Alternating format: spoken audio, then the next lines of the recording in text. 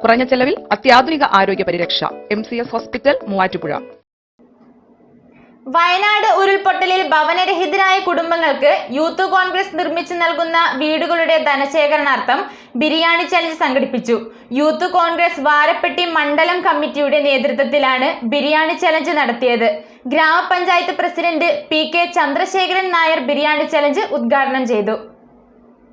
വയനാട് ഉരുൾപൊട്ടലിൽ ഭവനരഹിതരായ കുടുംബങ്ങൾക്ക് യൂത്ത് കോൺഗ്രസ് പ്രഖ്യാപിച്ചിട്ടുള്ള 30 വീടുകൾ നിർമ്മിച്ചു നൽകുന്നതിനുള്ള ഫണ്ട് ശേഖരണത്തിനായാണ് യൂത്ത് കോൺഗ്രസ് പല്ലാരിമംഗലം, വാരപ്പെട്ടി മണ്ഡലം കമ്മിറ്റികളുടെ നേതൃത്വത്തിൽ ബിരിയാണി ചലഞ്ച് സംഘടിപ്പിച്ചത്. വാരപ്പെട്ടി ഗ്രാമപഞ്ചായത്ത് പ്രസിഡന്റ് PK ചന്ദ്രശേഖരൻ നായർ ചലഞ്ചിന്റെ ഉദ്ഘാടനം നിർവഹിച്ചു.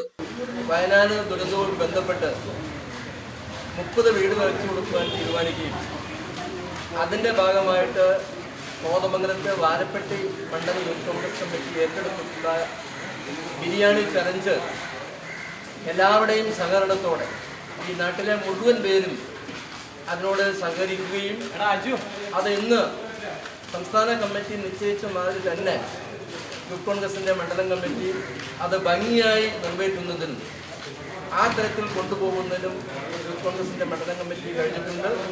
Pothanikkad farmers bank president Boban Jacob ചടങ്ങിൽ അധ്യക്ഷത വഹിച്ചു.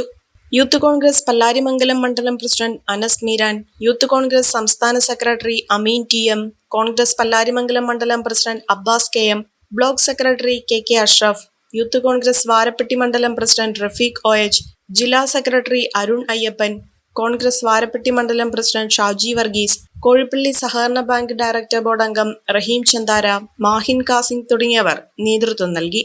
ഒരു കുടുംബത്തിനാവശ്യമായ എല്ലാ വസ്ത്രങ്ങളും ഹോൾസെയിൽ വിലയിൽ ഇപ്പോൾ സ്വന്തമാക്കാം. ഇന്ന് തന്നെ സന്ദർശിക്കൂ A1 textiles, Nehru park, Muvattupuzha.